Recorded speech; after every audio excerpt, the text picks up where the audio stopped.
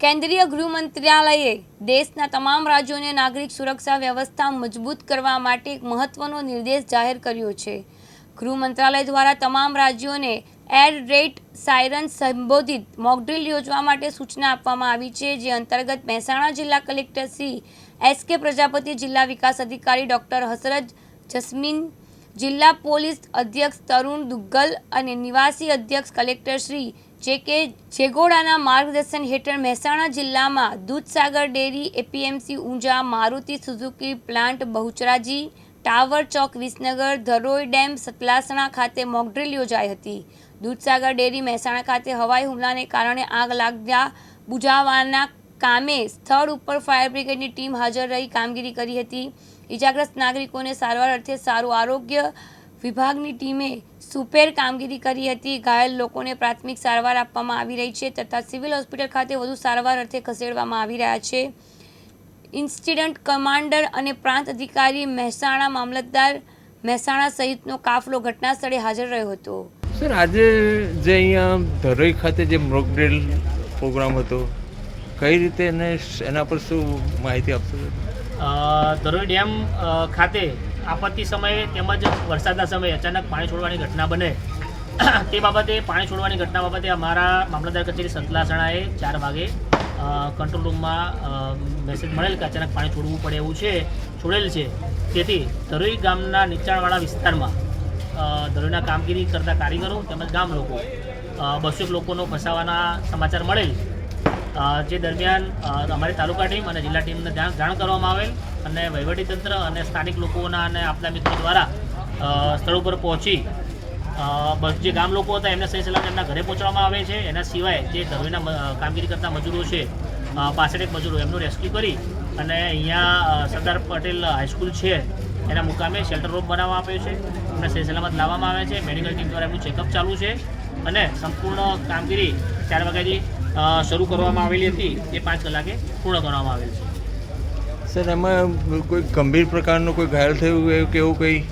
Mock drill દરમિયાન છે, પણ ગંભીર પ્રકારમાં આમાં ડૂબવાના અને બીજી ઘટનાઓ બની શકે, તો તે માટે રેસ્ક્યુ માટે ફાયર જેકેટ આપણા મિત્ર છે, તરવૈયા છે, તેમજ પોલીસ મિત્રોની ટીમ છે, એમના દ્વારા અચાનક એ દુર્ઘટના બને તો કેવી રીતના તાત્કાલિક તંત્રનો સૂચના માની અને સહી સલામત સ્થળે ખસવું અને એમના સૂચના મુજબ કામગીરી કરવી, એની આજ મોકડ્રીલ હતી।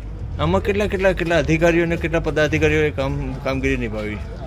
આની અંદર આશરે 60 થી 70 જેવા ટોટલ અધિકારીઓ છે, જેની અંદર પ્રાંત કચેરી, મામલતદાર કચેરી, ટીડીઓ કચેરી, પોલીસ કચેરી, લોકલ સંગઠન તેમજ ગામના સરપંચશ્રી અને ગામના આગેવાનો, આપના મિત્રો, ધરોઈ ડેમના જે કર્મચારીઓ છે અને જીબીના કર્મચારી છે, બીજું માહિતી ખાતું છે, દરેકે આમાં કામગીરી નિભાવી 60 થી 70 અને પોલીસનો કાફલો બીજા સાથે કામગીરી નિભાવી। દેશમાં હાલની પરિસ્થિતિ જે ઊભી થઈ રહી છે એ આપ સૌ જાણો છો।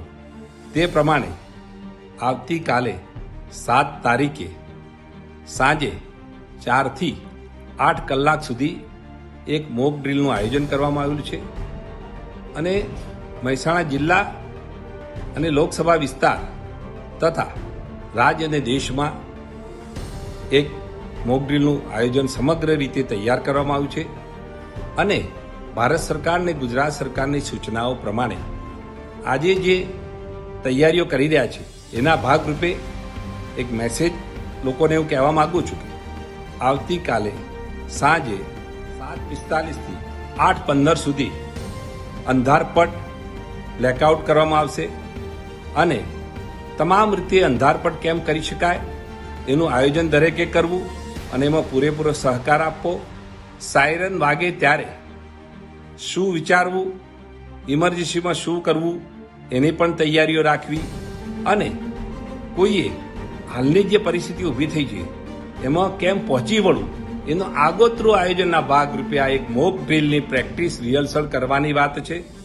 આમાં કોઈએ ગભરાવાની જરૂર નથી, પણ એક વાત નક્કી છે કે હાલની દેશની પરિસ્થિતિને ધ્યાનમાં રાખીને કોઈ પણ પરિસ્થિતિ ઊભી થાય, ધારો કે યુદ્ધ થાય તો શું કરવું જોઈએ, એમાં પ્રજાજનોનો કેમ સહકાર લેવો જોઈએ, પ્રજાજનોને પણ માનસિક રીતે કેમ તૈયાર રહેવું જોઈએ અને દરેક ગામે ગામ શહેરમાં સમિતિઓ બનાવીને સરકારની સૂચનાઓ મળેથી લોકોમાં જાગૃતતા લાવવા માટે એનું આખું એક આયોજન થાય અને ઇમરજન્સીમાં એ આરોગ્યની સુવિધાઓ કે કોઈ પણ મુશ્કેલીની વ્યવસ્થાઓ કરવા માટે આપણે કેમ પહોંચી વળવું એનું માર્ગદર્શન લઈને લોકોને પણ જાગૃત કરવા જોઈએ. આ ફક્ત રિહર્સલ છે. પ્રજાજનોએ ગભરાવાની જરૂર નથી. અફવાઓથી દૂર રહેવું અને સાયરન વાગે ત્યારે લોકોએ જાગૃત થવું અને બિલકુલ ગભરાયા સિવાય સરકારની જે સૂચનાઓ મળે એ સૂચનાઓનું પાલન કરવું અને પ્રજાજનોએ પણ એનો પૂરેપૂરો સહકાર આપવો. સૌ પ્રજાજનોને હું અપીલ કરું છું, સૌ પ્રજાજનો આ મોક ડ્રીલમાં સહકાર આપે. ભારત માતા કી જય. અનુપસિંહ ચાવડા, દિવ્યાંગ ન્યૂઝ, મહેસાણા.